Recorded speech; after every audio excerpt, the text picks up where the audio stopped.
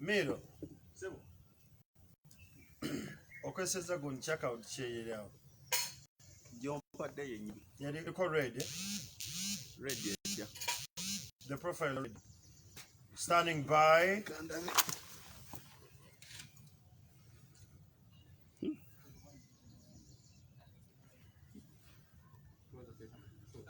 Profile, your gender, ba. No, it's okay as long as you see live. Yes. Ne number ozimanyi we ziri nnyo baba. Okay, we're gonna split, stand by, silence, and set. Mama. Banange nsonyiwa kutawanye mu katono. It's live on YouTube. Yeah. Sharing live on YouTube, so it's on my Facebook. No. Again, they bring the name. Do you have any current picture now that I can use? No, just go on the MTV Facebook. Then you just share the feed. No number. But there's a number to sharing the video.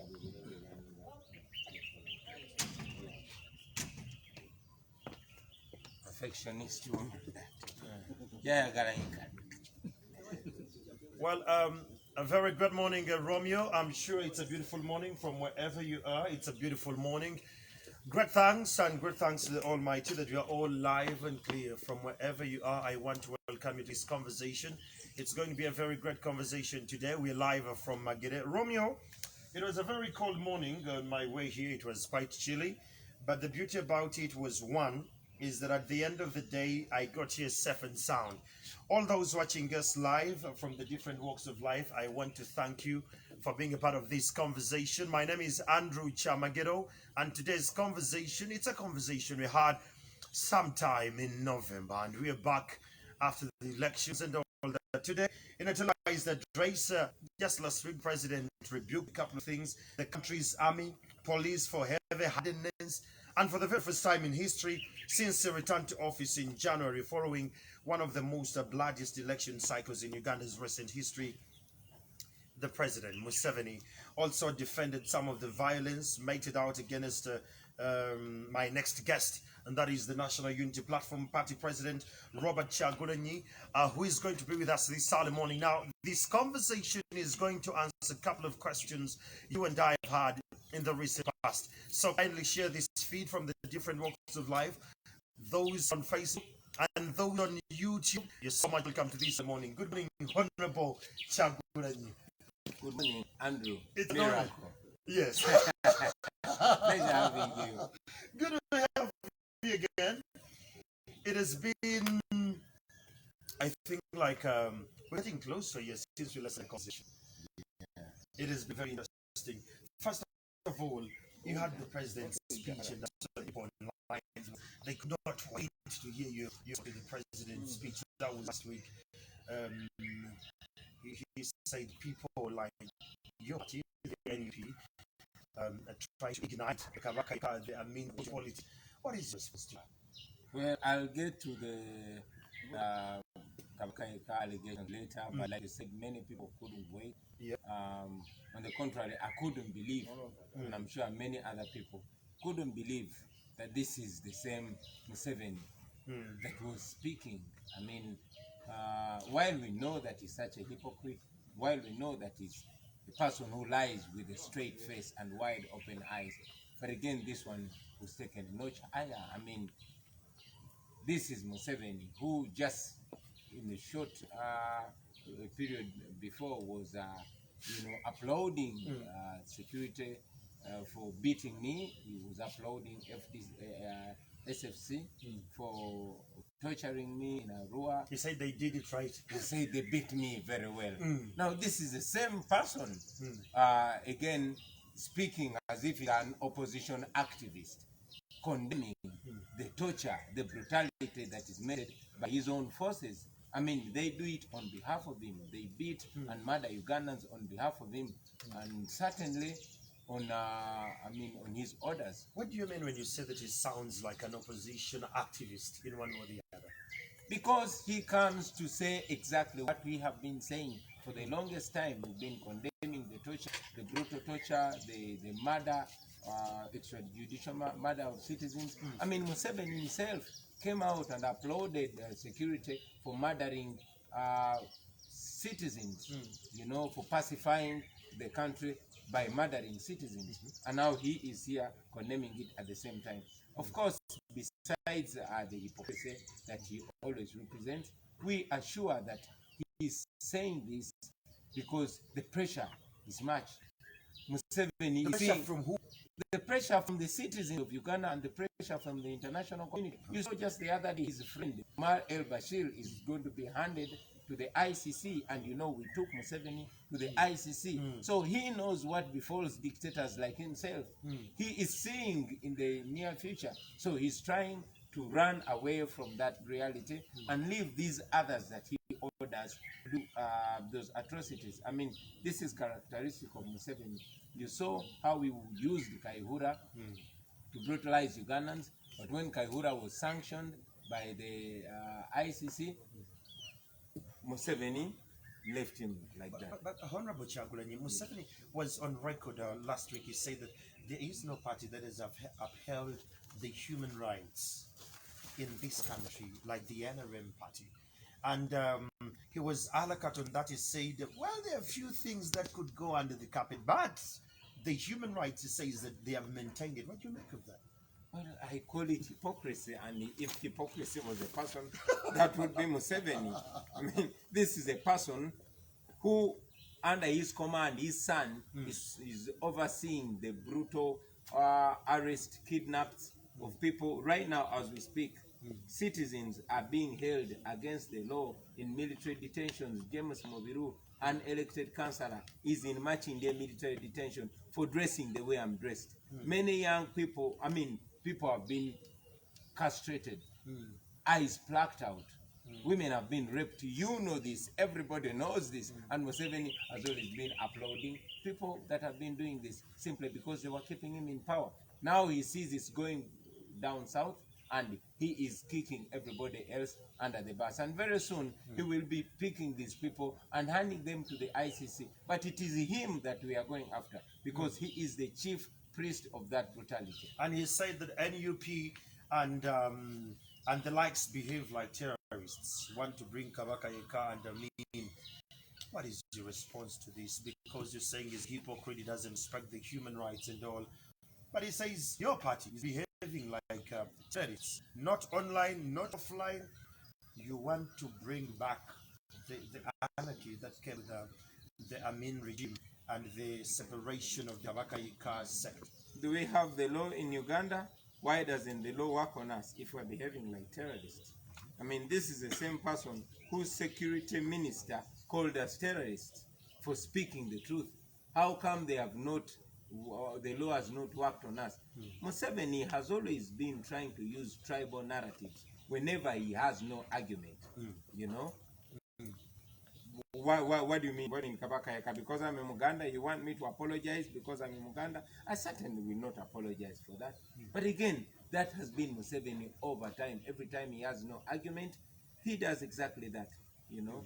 Museveni is the only person that can be compared to, in fact, even worse. He's doing what the Amin regime did times 10 or times, more than 10. So he has no moral authority to compare us to. Then, Honorable, one would say that maybe Museveni has respect for the human rights, but maybe his other structures, the directives, are not adhered to by his people. What do you make of this when he comes on the TV, on the media, national media, and says that, look, I've directed this and this, but it has not been done. This time I'm going to take charge. What do you make of that? Then let him be honest and say he is not in charge. He is either a hypocrite or he's not in charge, or both. What do you mean by that? How do you say I've instructed my forces to observe human rights, and then human rights are being abused under the watch of your son. He came on national TV and said the SFC, which was eventually under the command of his son, is the one that has been carrying out these abductions. The abductions, we mean people, citizens being abducted, tortured. Some have missed, not being seen again. Chibalama John Bosco, we've never seen him again. Our brothers from Kiseka, we've not seen them again. Those that have been lucky to resurface have shown up with missing eyes, with missing teeth, with the smashed manhoods, women raped and all that. All this is being done under the watch of Museveni and Museveni's son and his close, Kakun. What do we make of that? It is sanctioned by him or he's not in charge, or both, like I said. In November, at least 54 people, for the record, were shot dead while demonstrating your arrest in Mayuge district. In this admission and claim of indiscipline, part of the justice you've been calling for, and for those who lost their lives, do you believe that the more we keep agitating and rather advocating for them to be released or to resurface, it will be justice enough? Of course, justice delayed is justice denied. I mean, many people, even before the election, they've been abducted, and like I said, some have never shown up again. Some have shown up dead, and others have shown up severely tortured. We've been agitating for that. And just the other day, Museveni also comes out to agitate for the same. You are condemning the people that are under your supervision for criminality. Why have they not been arrested? Napoleon, this guy from military police, is on camera beating journalists. How come none of them has been arrested? You have seen even the BBC has documented the murder in cold blood of citizens, on camera. How come no single person has been apprehended for that? It clearly shows that Museveni is just acting to the gallery. Like I said, he's under pressure from the international community. He wants to put up an act, which certainly doesn't mean. It never says what it means. And then that brings me to my other question. Honorable KYAGULANYI, you took President Museveni to the ICC. Why do you think the ICC would be a good place to resolve Ugandan matters? Doesn't that serve the narrative? Everyone, a couple of people have heard that you are pushing a foreign agenda. If you're taking him to the ICC, have we exhausted the options around the region? Have we exhausted the options around our own country? First of all, Andrew, I want to remind you that we are part of the international community. Yes, we signed the wrong. We are part of the UN. And secondly, I will quote Museveni himself. He took Joseph Kennedy to the ICC. Was he serving a foreign agenda? But most importantly, I'll tell you that the justice system here has more or less been twisted. You have seen all the matters that have gone to court, matters of human rights. Since I was tortured in Arua, nothing has been done. We have not gotten justice.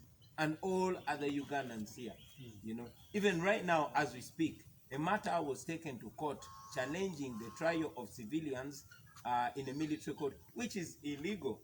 That matter took years, the Kabazuburuka case, to be resolved. And even when it was resolved, you see that they are playing a delaying tactic, while innocent young men and women are rotting in the military detentions. Like I said, an example is Wizi and James Mobiru, a councillor who was elected, is being kept in Machinge torture chambers.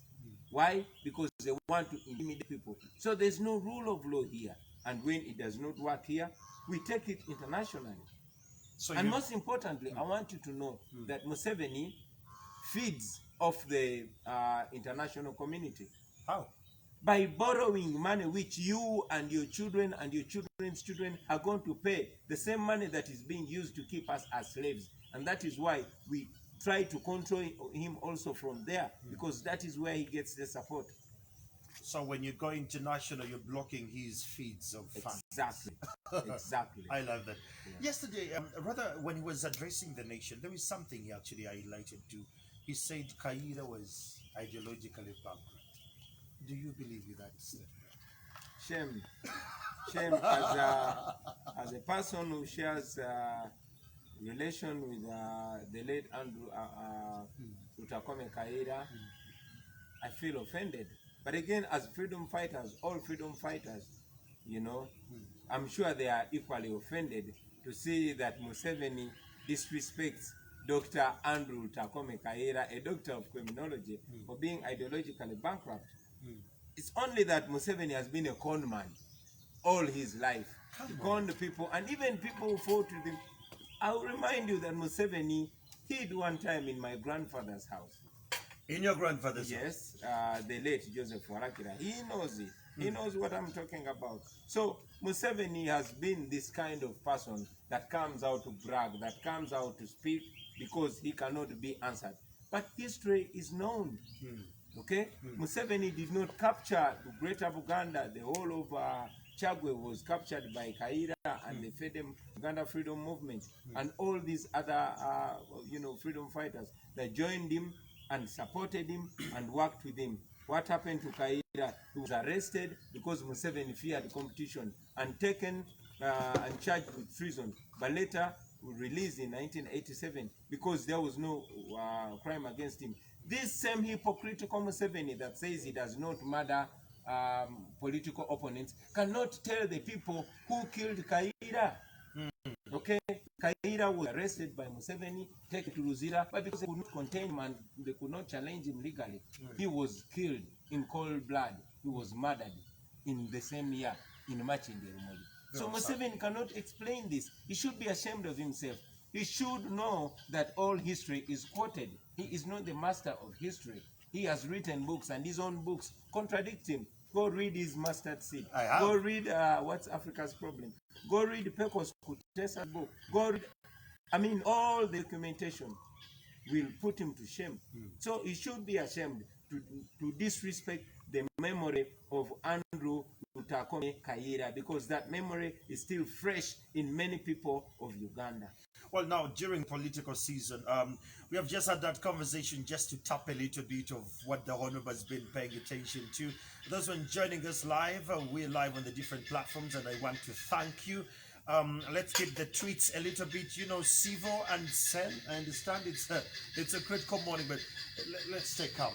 Honorable, during the political season, your name came up on a daily. This is the first interview we are actually doing since... this is the first interview you're doing since the political election ended. What have you been up to? Quite a lot. Like? But I'll say, generally, I've been about removing the dictatorship of Museveni. That's what I'm preoccupied with, and that is what every Ugandan should be preoccupied with. Reading our nation of the Museveni pandemic. So that's what you've been running up to.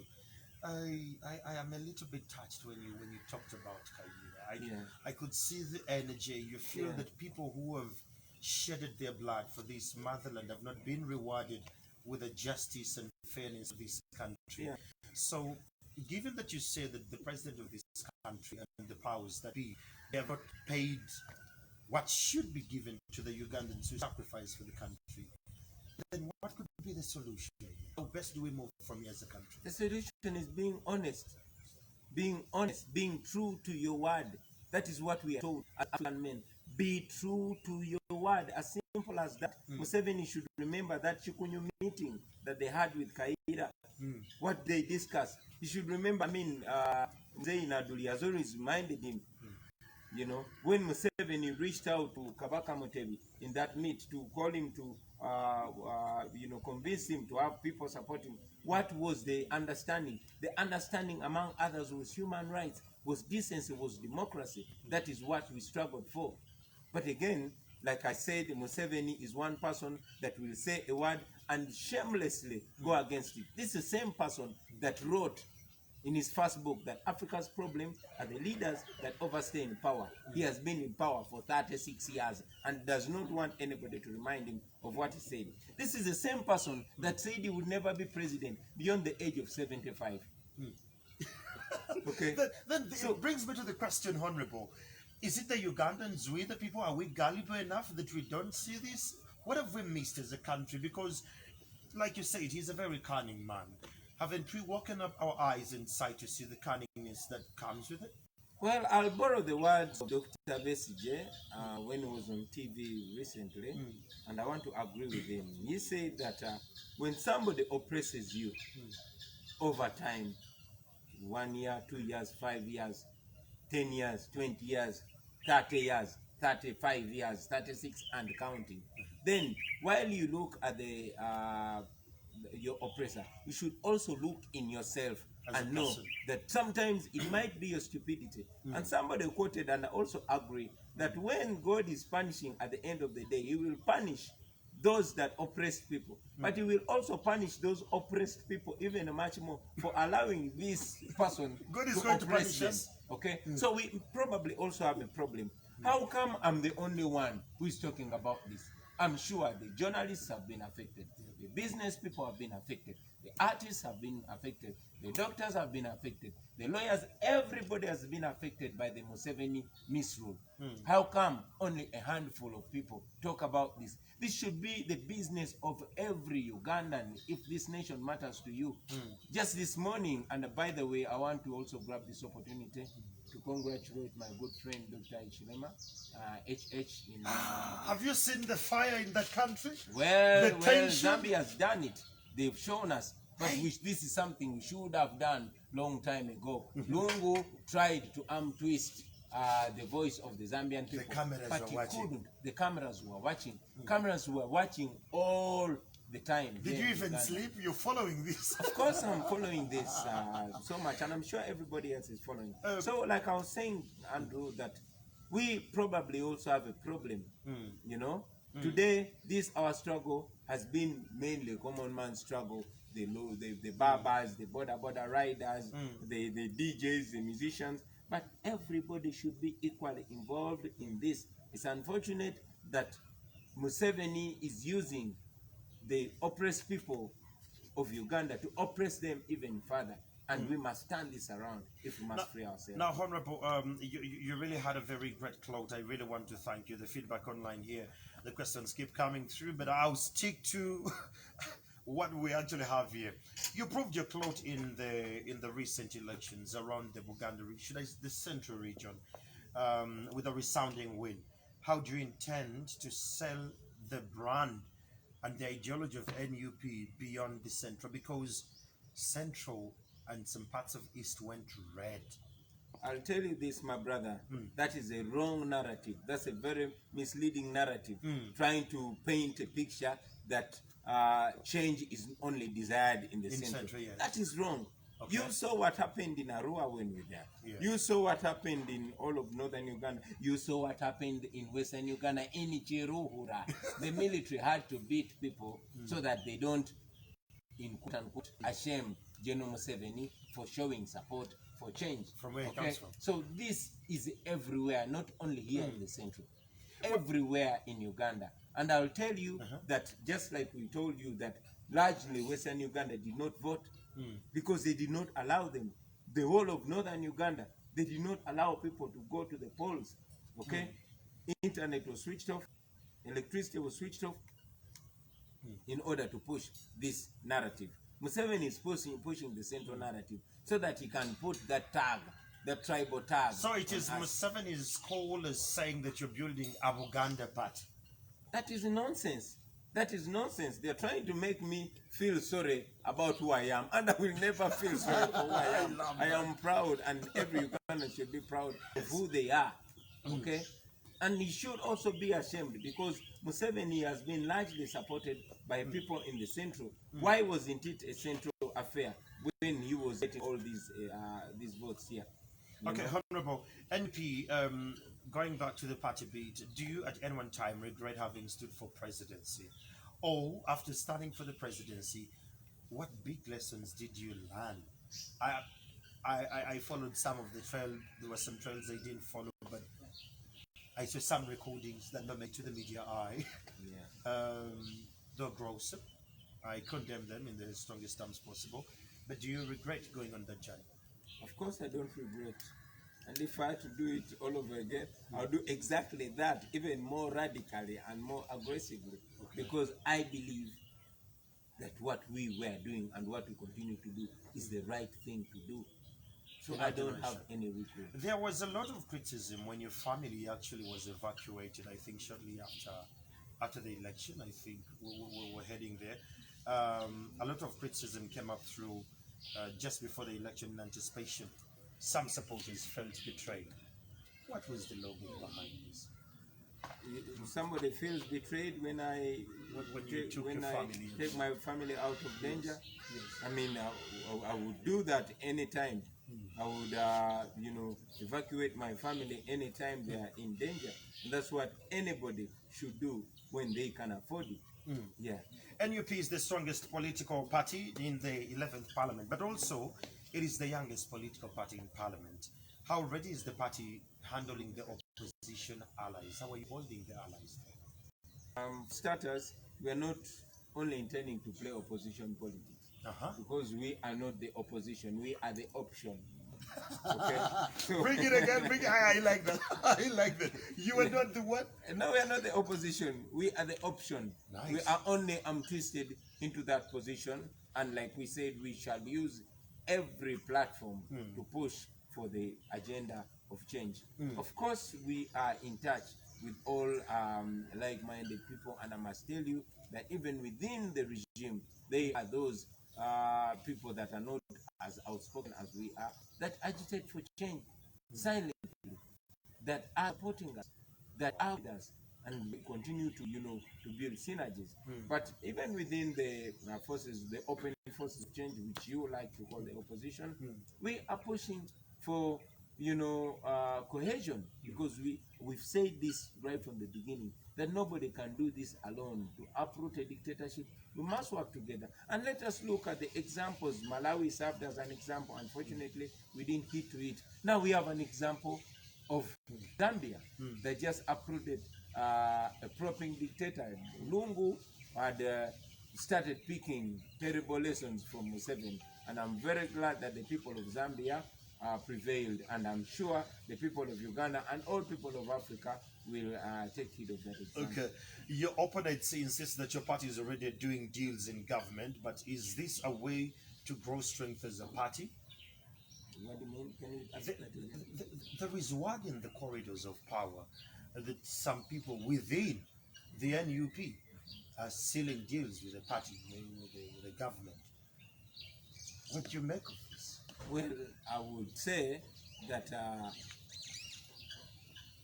just like every other dictatorship, they will try as much as possible. If they cannot coerce, then they will convince. And if they cannot convince, then they will do otherwise. They use carrot and stick. Oh, yeah. And those weak-minded people will certainly betray the struggle, And like we've always been saying, we are going to see everybody by their deeds.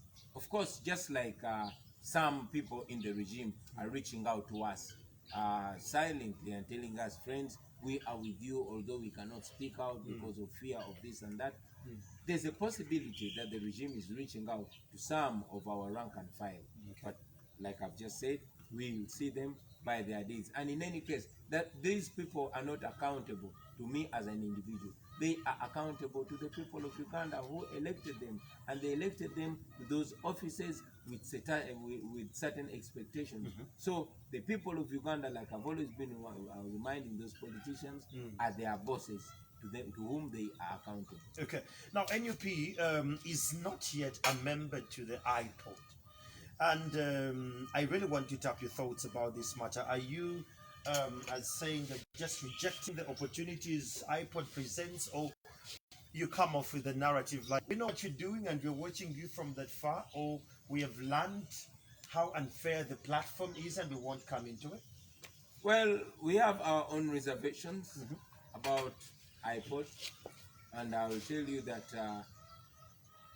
from what we read of iPod now, is more or less a legitimizing tool of the regime. We believe in dialogue, but like Mandela told us, it's free people that dialogue, not putting your boot on my neck and you say, let's talk.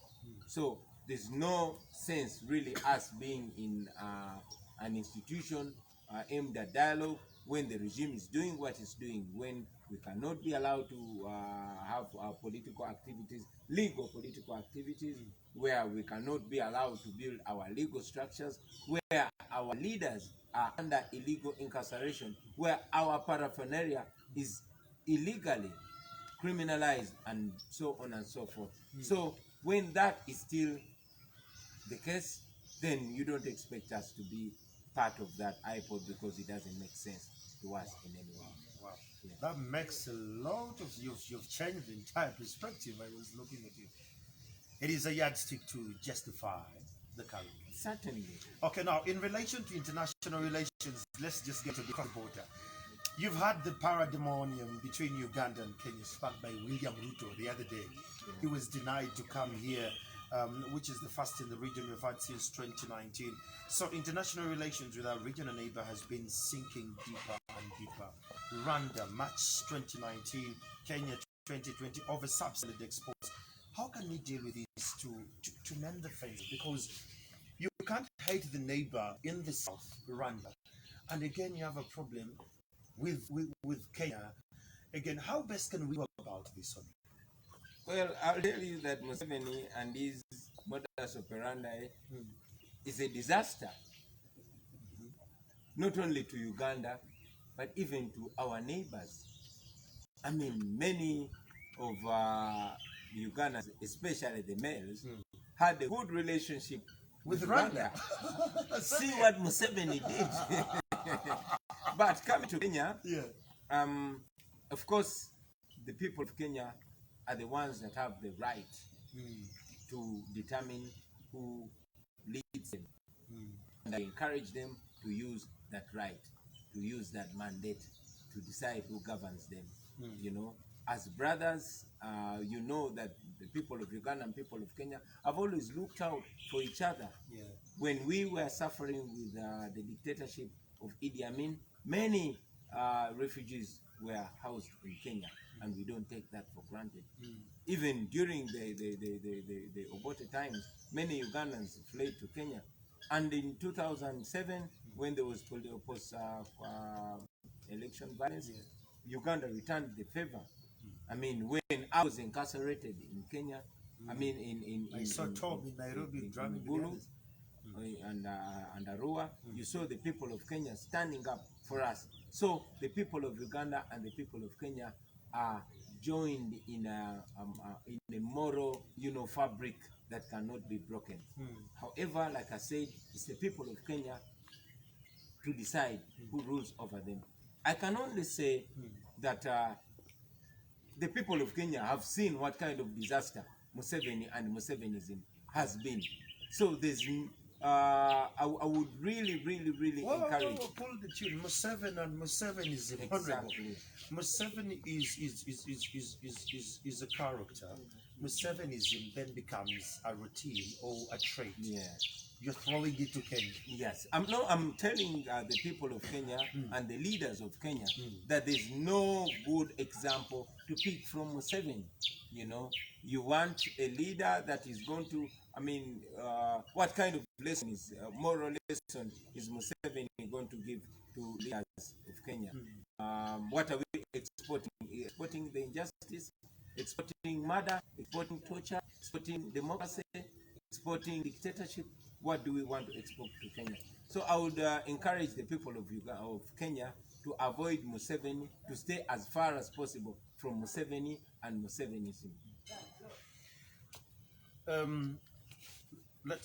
When you talk about justice, I'm looking about the people who lost their lives during elections. Some of them, there was one I saw you around the roundabout of Musega when you're coming back from Masaka, I think. The ones who lost their lives during the election, how best could they be compensated, or their families? Well, first of all, we are not after compensation. We don't want people to be killed. We don't want you to kill our children and then you pay us, like Museveni was saying. They murder people wantonly on the streets, and he says we are going to pay them. How much money are you going to pay the family of Frank for killing their son? How much money are you going to pay the children for taking away their father, their breadwinner? How much money are you going to pay for the parents for killing their children? So we just don't want our children to be killed. Like I said, around Busega, that was Frank Senteza, who was murdered by military police under the command of one Napoleon. And all this was on camera. Museveni is pretending not to know that. What a hypocrite. Let's go still back in the diaspora. Many Ugandans have suffered, and we don't have, should I call it, strong functional embassies in the diaspora. We only have a pact with Jordan as a country, but then we have Kuwait, we have Abu Dhabi, and all those. You've had these people in the Biyumbas suffering. How best can a nation navigate this? I've seen it with my eyes. I've seen Ugandans being traded, being sold, like the 18th and 19th century slave trade. I've seen that. It happens as we speak. Every day at Entebbe Airport, girls as young as 13 are being put on the plane to go and serve as maids. But you know, lots of abuse, lots of torture and dehumanization have been ongoing. Our embassies have been reduced to playing politics and to spy on Ugandans that are expressing themselves, especially on social media. That explains why. When you come to Ugandans expressing themselves on social media and being spied on, now that brings me to the issue of Lumbuye. Yes. Who should I say is a fanatic of you? Not a fanatic of me. He speaks the truth. Although, of course, I'll tell you that sometimes some Ugandans express themselves in a way that I may slightly disagree with, but like one writer said, I disapprove of what you speak, but I will defend with my life your right to say it. When Stella Nyanzi was expressing herself, although sometimes we didn't agree with the language that she was using, she had all her right and we stood with her and supported her. When Frank Gashumba was expressing himself, sometimes I disagreed with his direct attack on the Buganda institution, but he had the right to express himself. Similarly, Fred Kajubirumbi has a right to express himself and he has a right to safety. Many Ugandans feel safe criticizing the Museveni dictatorship from a safe distance because they know what happens to people that speak the truth here. Many of them are killed. This is a guy who is advocating for a genocide against fellow Ugandans, announcing our king dead, insulting the Buganda institution, like you're saying. Yes, we have a right and freedom of expression, but to what limits do we have to go? Well, as an individual, I've not seen, and I'll be very glad if you provide evidence to the fact that he announced our king dead, or to a fact that he announced that he called for violence, for genocide. I have personally not seen that evidence. I'll be glad if you show that to me. But I have seen some people that have been with members of parliament and have been openly advocating for the continued murder of Ugandans. You remember on the 18th and 19th of November last year, one blogger came out openly bragging, "We are the National Resistance Movement and we shall kill all of you." And even he called for the murder of my own friend. I've not seen that person lives in Uganda. I've not seen them being apprehended. So these are the double standards and hypocrisy that we talk about. But anyway, like I was saying, everybody has a right to express themselves. And if anyone has a problem with them, we have national law and we have international law. And no crimes, especially internationally, can go unchallenged. Of course, two wrongs don't make it right. And those ones just joining this conversation, we are live from Magere here in Chadondo, and we are with Honorable Robert KYAGULANYI, the NUP National Unity Platform Party President, and we're looking at a couple of things. Honorable, what's your thought about how COVID-19 was handled? The first wave, the second wave, the execution, the implementation, the funds. The funds. The COVID pandemic was in the first place politicized to the benefit of the regime and utterly mismanaged. Do you remember that fighting the COVID-19 pandemic is fighting a disease? It's only in Uganda that we are fighting a disease by, empowering the military and the police. We fight the disease with guns. When I was still in parliament, billions of money, dollars, were borrowed. And like I've always been saying, you, your children, and your children's children are going to pay that money. The mismanagement, you've seen it according to the parliamentary reports and the Auditor General's reports. Although the culprits are only elevated, you know, they are not punished. But the corruption messed it up completely. It was politicized to help Museveni keep in power, to hound the opposition, blocking communication, blocking campaigns, while everywhere else, everything else goes on like today as we speak, or even in the recent past, in the first lockdown, nothing was being observed like an SOP. It was largely politicized. You saw the constant passing of soldiers and police officers, not doctors and medics. While the medical schools were closed, the military and police schools were open. That is how the Museveni regime handled the pandemic. And that explains why it went out of hand and continues to go out of hand. Some NRM bloggers online, they say that your campaigns were the super spreader of the pandemic. That as soon as you were done with the campaigns and all, numbers started to surge. Well, allow me to remind you that the first rally and the first procession were done by the Minister of Health herself, General Thatcher. You know? Now, what kind of hypocrisy is Super that? spreader. You know, while churches were closed to worshippers, they were actually open to NRM campaigns. What do you make of that? Allow me to remind you that the NRM carried out its primaries by lining up on the back amidst the pandemic, the height of the pandemic. What do you make of that? So these people, they even forget what they said yesterday or what they did yesterday. It's just a bunch of irresponsible people. Let's talk about the places of worship. There is some gentleman who sued government for keeping the mosques, churches, whatever places of worship being closed during the pandemic. Well, we are today. As a leader who, I like the word you say, we are the option. Yeah. How best can we navigate this country? Should we open these places of worship? I'll tell you that it all begins with honesty and responsibility. We should first of all agree that the COVID-19 pandemic is here with us, and it probably is not going to go away tomorrow. How do we go about this in a moral way, in a decent way, but in a practical and realistic way? If we are to maintain this hypocrisy of the Museveni regime, then we are going to go around in circles. We are going to lie to each other. We are going to block our places of worship while people are converging in other places. I'll tell you that the lockdown is largely where the media sees. Go outside Kampala. You know, it's business as usual.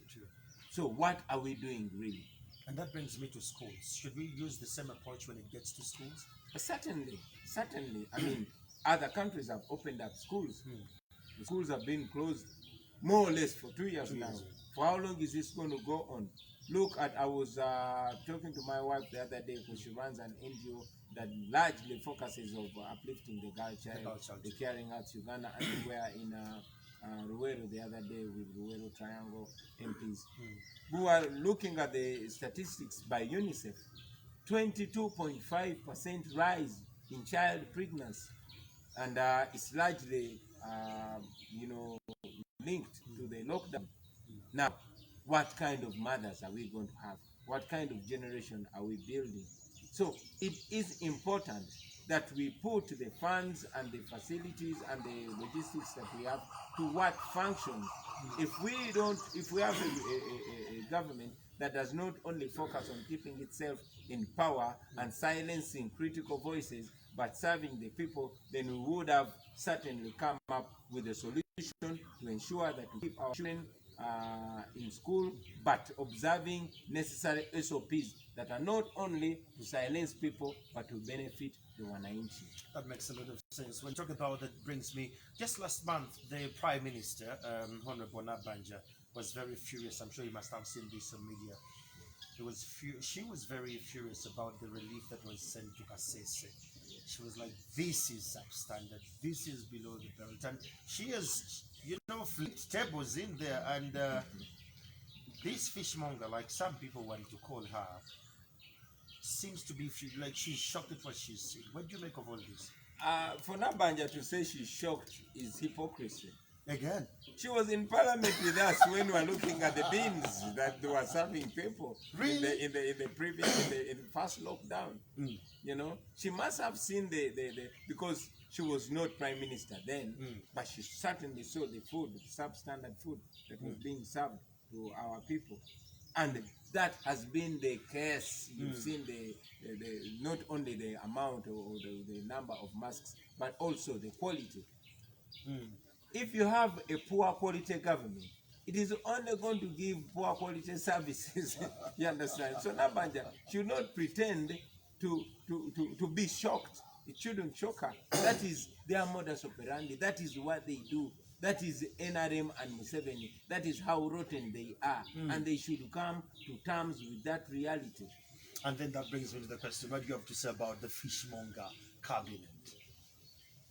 What do you want me to say about it? Because he said he's using people you're not used to. He's using people with a rare gene of dynamic at play that you don't usually see these faces, led by Nabanja, of course.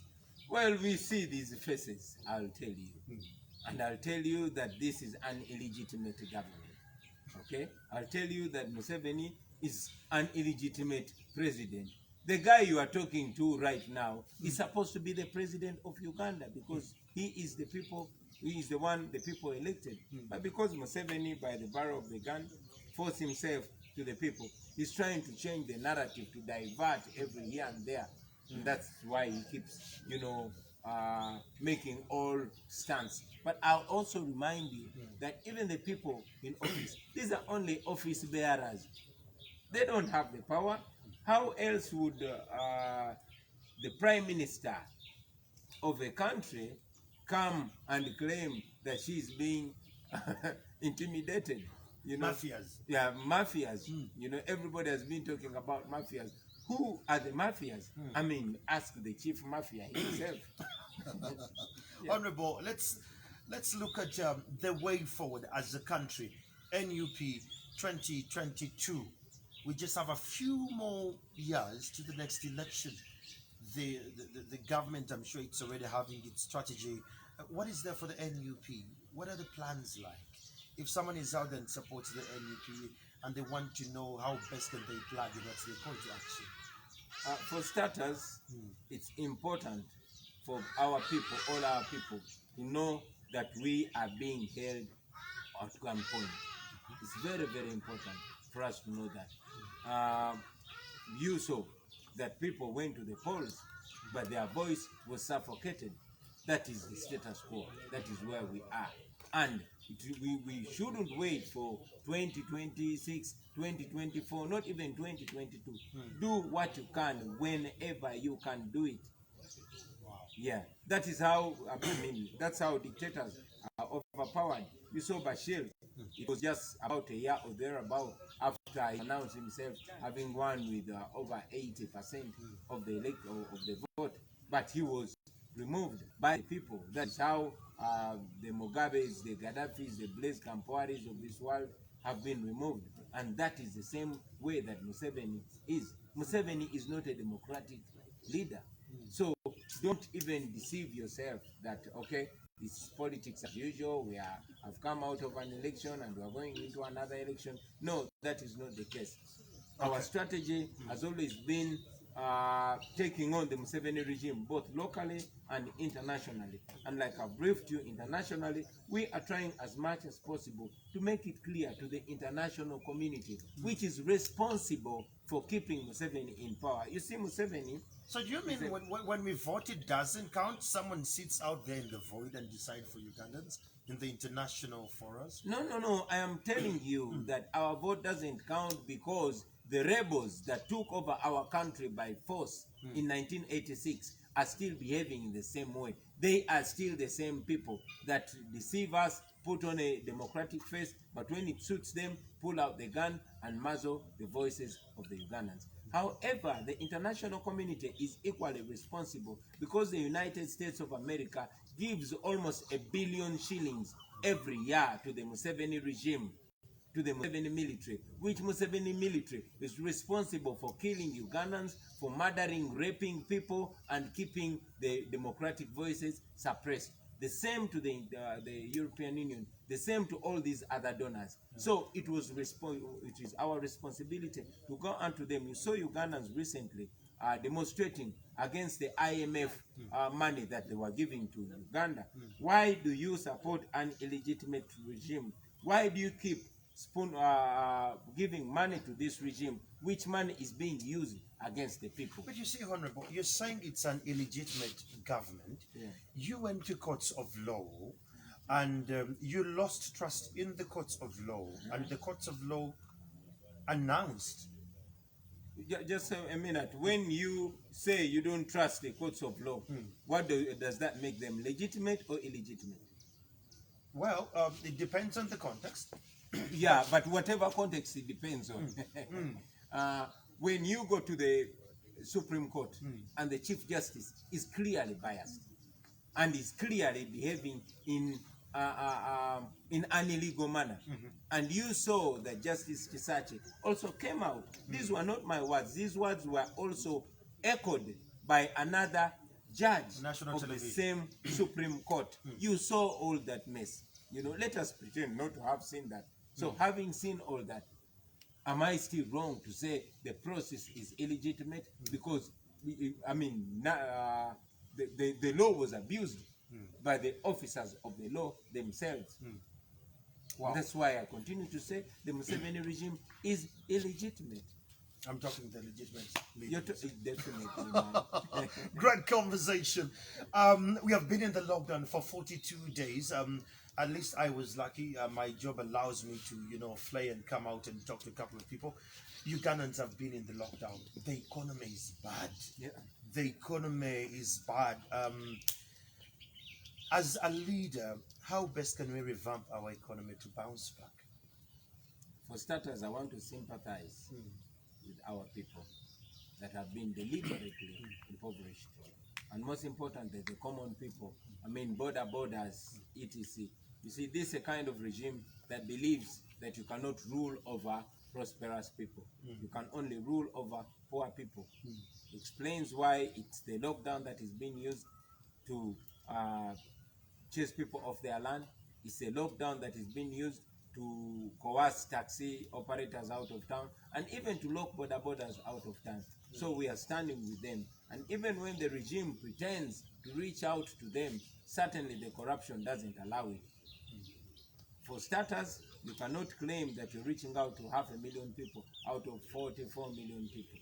And also, even those 500,000 that they claim to reach out to, and they are not reaching out to them. Some have not received. You know how the Museveni regime operates. Corruption is their middle name. For starters, everything begins with governance. When there's no governance, I can guarantee you that the economy will continue sinking down. Let's take examples of Zimbabwe. When there's misgovernance, when there's corruption, the government is not going to function to the benefit of the people. So, what's the way forward with all these, the chaos in the education sector, in the government, in the economy? How best can we look forward to a new hope as Ugandans?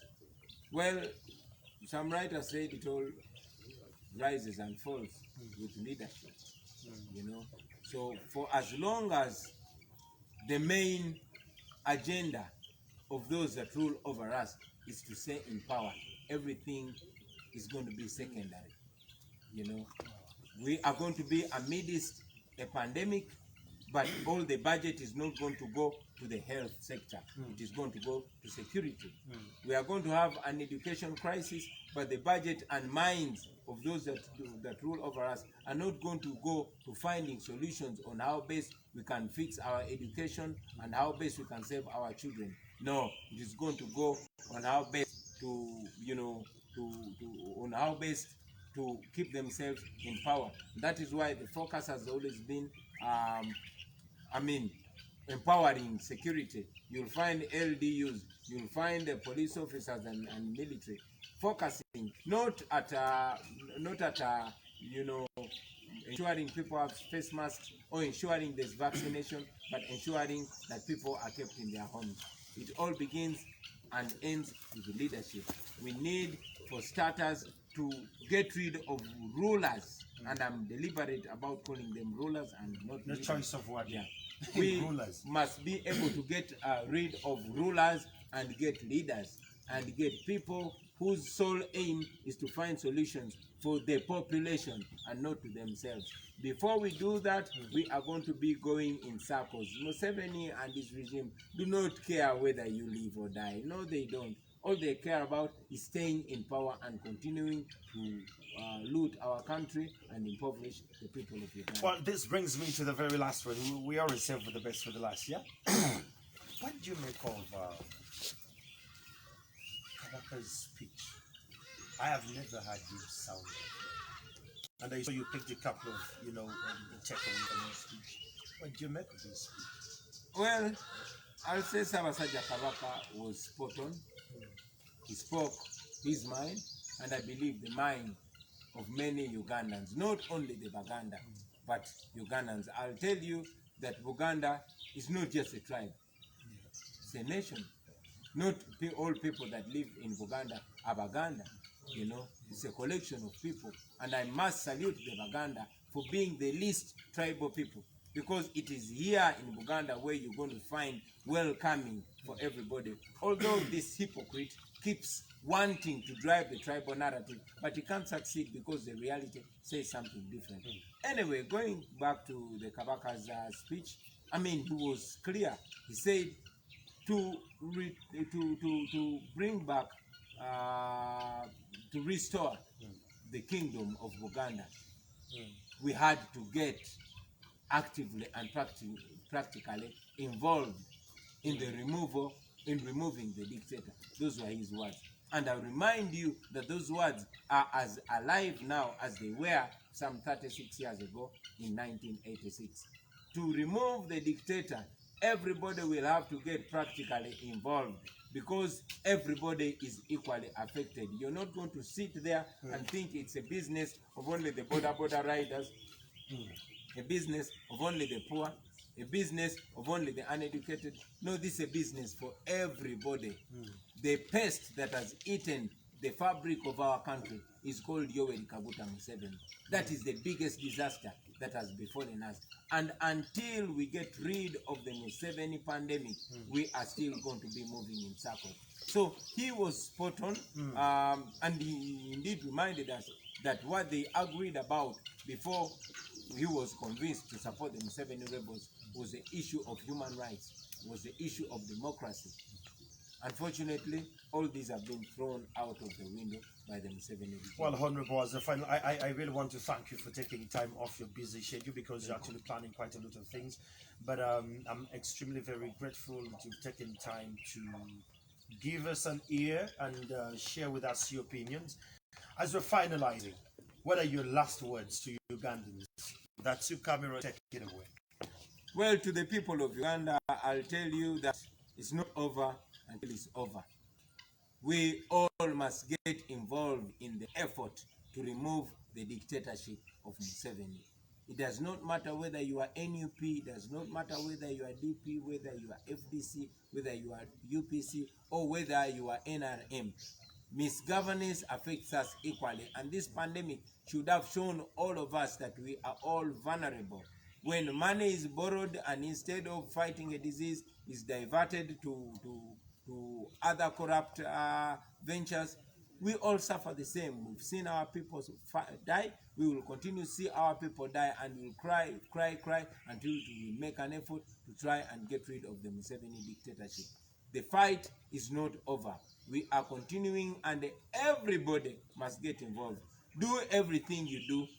Do all you can, and do it with all your might to ensure that we overcome this. Because, man, if we don't, then we are sentencing our children and our children's children to this effort again. I congratulate the people of Zambia. They just got and rid of an autocratic leader. We too can do the same. I also want to take this opportunity to wish our brother who is on camera a happy birthday, Elvis Kolobazi. It's his birthday today. Did you know that? Oh, there you go. Happy birthday, my brother. To our brothers who are in jail, those that are incarcerated, I know that some of you may not be able to see us, but we continue to fight. You see now the dictator is shaking. He comes out to deny the things that he's doing. Why? Because that is pressure from the citizens. That is pressure from the international community. He knows that what he's doing is wrong. He sees that Bashir is being taken to the ICC. And Museveni knows that he is next online. So he's trying to clean himself so that he throws this to the candy holes of this world, to others. But we are coming for you, Mr. Dictator, and you can run, but you cannot hide. I can guarantee you that one day, all this brutality will be paid for. I thank you. Thank you so much. That is Honorable Robert KYAGULANYI SENTAMU, and we're coming to the end of this conversation. I really want to thank those who have been online. We didn't have an interview. We always wrote for a conversation. We've had a conversation once in a while. Those who have actually picked one or two things, you can run with it. I'm Andrew KYAMAGERO, connecting back to studio with my colleague Romeo Busiku. If you can hear me, that's all the NUP president can say right here from Magere. Good morning.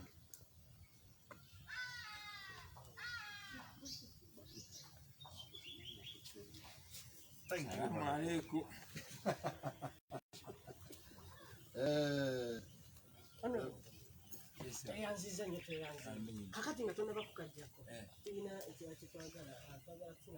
The Uganda version. Yeah, you can start. Elvis, don't say interview. Elvis,